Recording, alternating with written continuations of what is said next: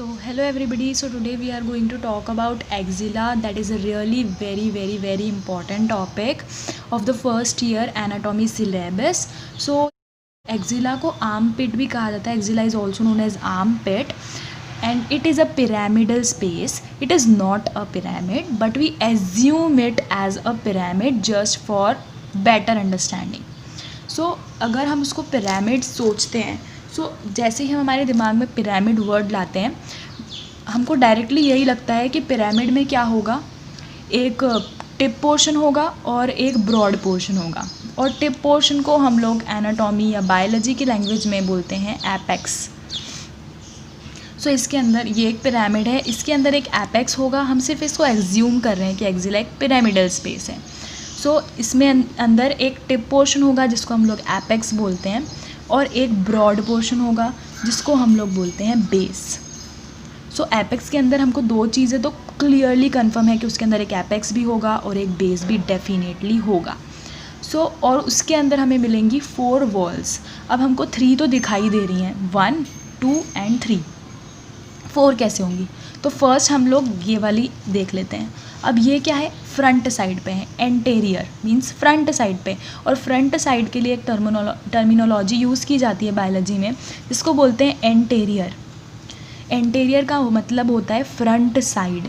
Front side को हम लोग एंटेरियर बोलते हैं. तो ये आगे की तरफ दिख रहा है इसलिए इसको हम बोलेंगे एंटेरियर वॉल. और एक वॉल ऑब्वियसली पीछे की साइड भी होगी फिर. तो पीछे की साइड वाली वॉल इस डायग्राम में हमको नहीं दिख रही है इसलिए हम लोग यहाँ ऊपर लिख लेते हैं कि एक पोस्टेरियर वॉल भी होती है. Anterior wall and second is the posterior wall. अब ये 2 बची. नाउ हम किसी भी ऑब्जेक्ट को अगर हाफ डिवाइड करते हैं, इक्वल पोर्शंस में डिवाइड करते हैं, तो हम उसका एक मीडियन प्लेन निकालते हैं. मतलब एक मिड लाइन ड्रॉ कर लेते हैं उसके अंदर. किसी भी चीज़ का अगर हमको एग्जैक्टली इक्वल निकालना है तो हम लोग ऐसे बीच में उसको डिवाइड कर लेंगे.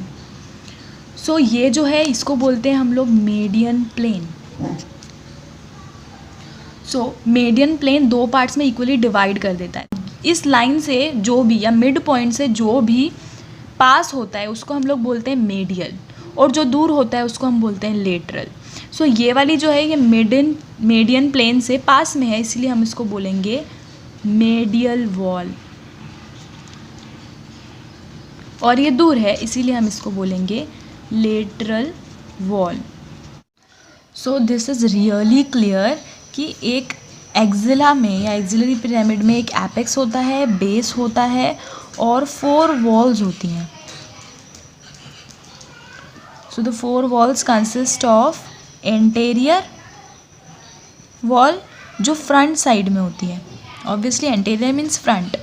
एक होती है पोस्टेरियर वॉल जो बैक साइड होती है. थर्ड चीज़ होती है medial wall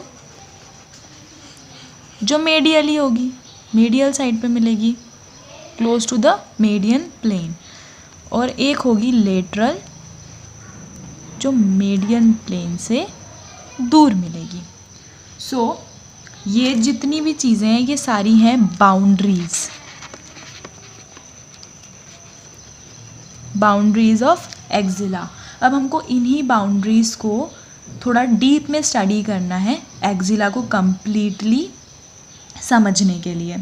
first the apex.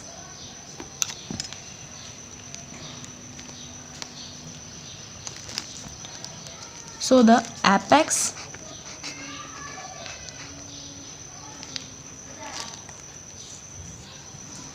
apex is directed upwards and medially towards the root of the neck. This is really clear कि apex जो है हमारा, ये जो हमारा apex है ये ऊपर की तरफ डायरेक्ट कर रहा है, नेक की साइड पे डायरेक्ट करेगा रूट ऑफ द नेक और मेडियली डायरेक्ट कर रहा है.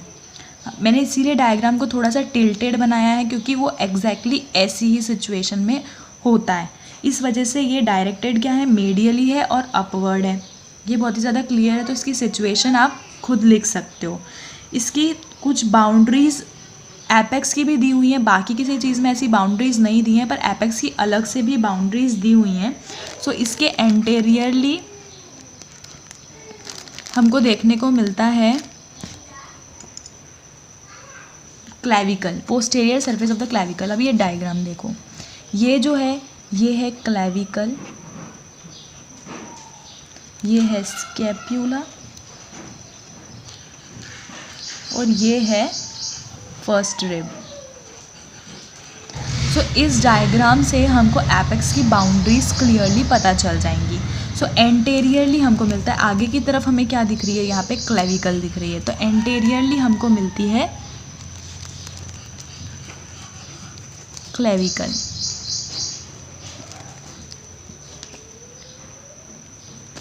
पोस्टेरियरली हमको क्या मिलेगा, पोस्टेरियरली हमको मिलता है स्कैप्यूला।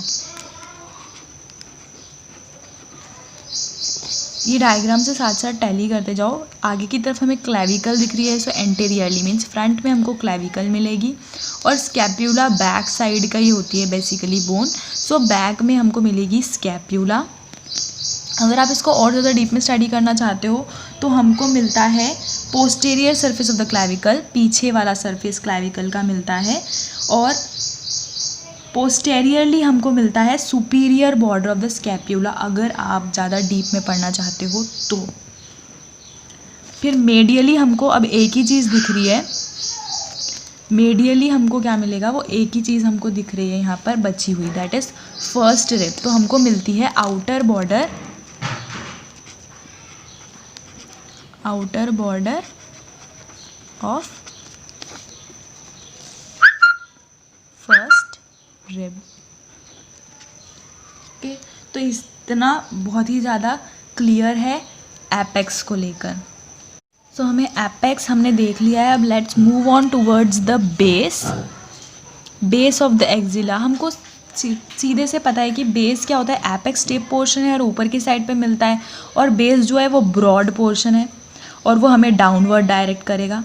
सीधी सी बात है कि हमको यहाँ पर ये डायग्राम में क्या दिख रहा है कि बेस जो है वो डाउनवर्ड डायरेक्ट कर रहा है और एपेक्स जो है वो अपवर्ड और मेडियली डायरेक्ट कर रहा है। तो इसका हमको मेडियली या लेटरली शो करने की ज़रूरत नहीं है, बस base is a broad side और बेस जो है वो डाउनवर्ड डायरेक्ट करता है। सो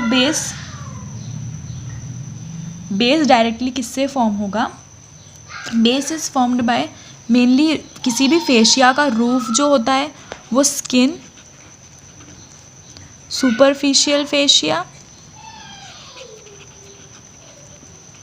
और एक ये क्या हम पढ़ रहे हैं, हम एक्जिला पढ़ रहे हैं, तो इसमें कौन सा फेशिया आएगा, जो भी फेशिया होगा वो कौन सा होगा, एक्जिलरी फेशिया।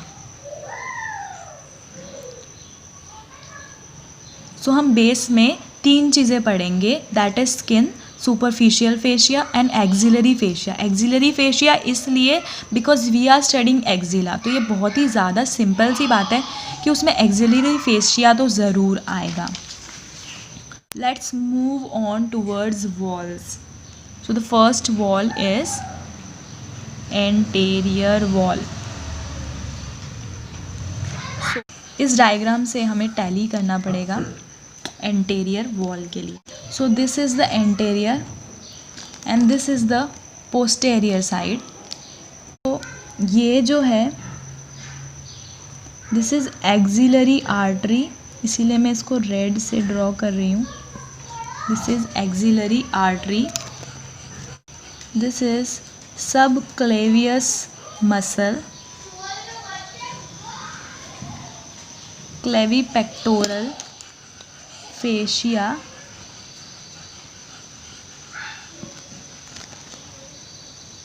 यह है pectoralis major muscle,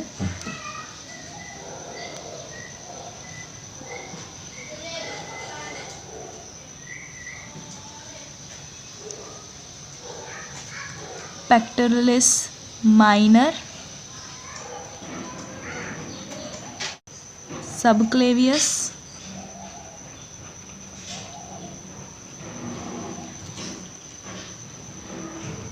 pectoralis major, यह है pectoralis minor,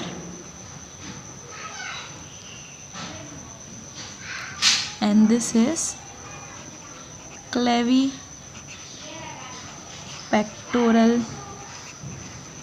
fascia. Okay, so हमने एंटेरियरली इस डायग्राम को समझ में आ चुका है हमें। तो एंटेरियर कंटेंट्स क्या होंगे इसके? एंटेरियरली मिलेगा सबसे पहले तो सबसे बड़ी जो यहाँ पे हमको दिख रही है pectoralis major,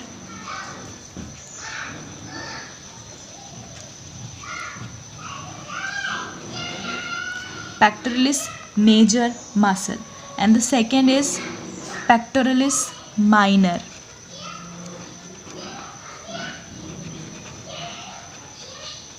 and third is clavipectoral fascia. So the anterior wall is formed by pectoralis major, pectoralis minor, and clavipectoral fascia. Understood? Move on to the posterior wall. So the first one is subscapularis, teres major, and latissimus dorsi. So ये posterior aspect की muscles हैं. सो posterior aspect में सबसे पहले हमको मिल जाएगी subscapularis muscle,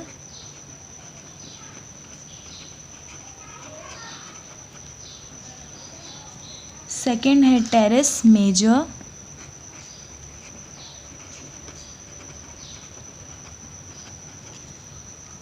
third is latissimus dorsi.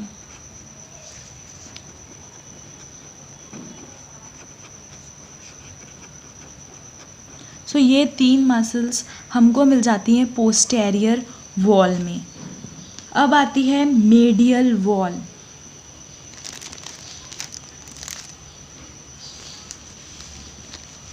So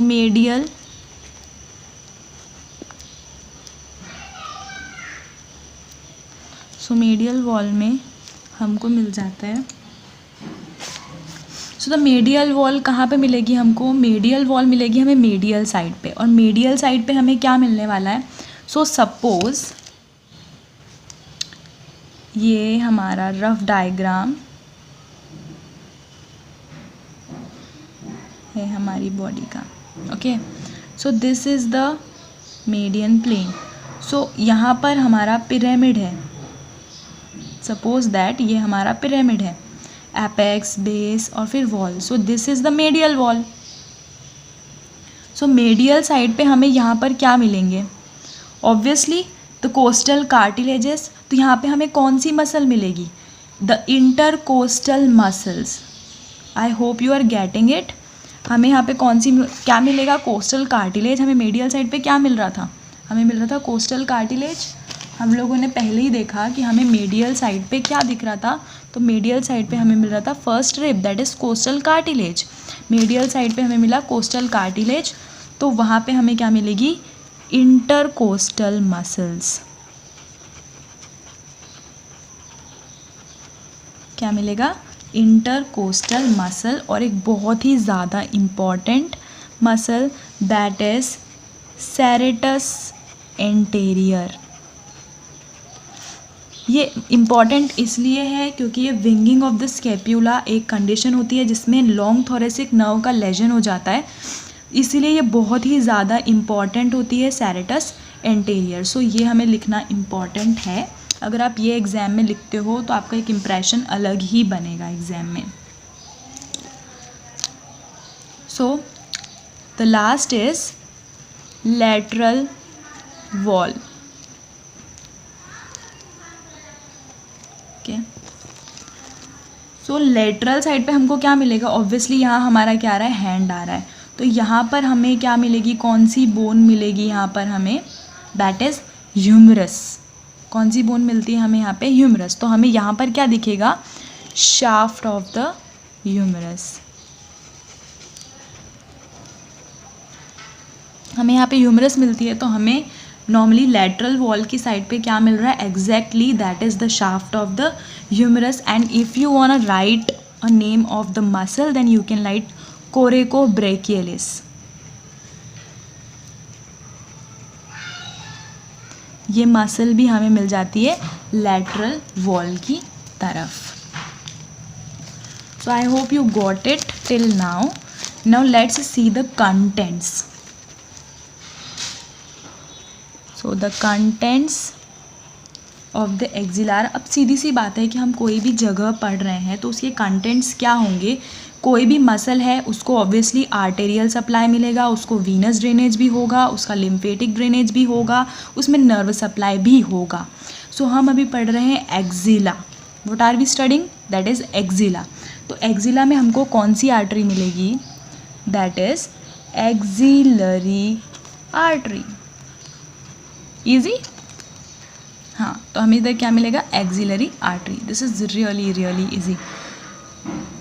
axillary artery. अब हमें मिलेगी वेन. इसमें वेनस ड्रेनेज भी होगा ऑब्वियसली.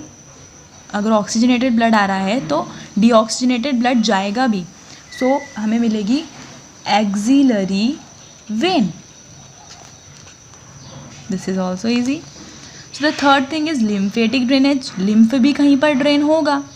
सो हमें मिलेगा axillary lymph nodes and then the nerve supply. So the nerve supply is by brachial plexus. Supply जो है वो ब्रेकियल प्लेक्सिस के थ्रू हो रहा है because the region is known as the brachial region. Areolar tissues and axillary fat. So the contents are axillary artery, axillary vein, axillary lymph nodes, brachial plexus, areolar tissue and axillary fat.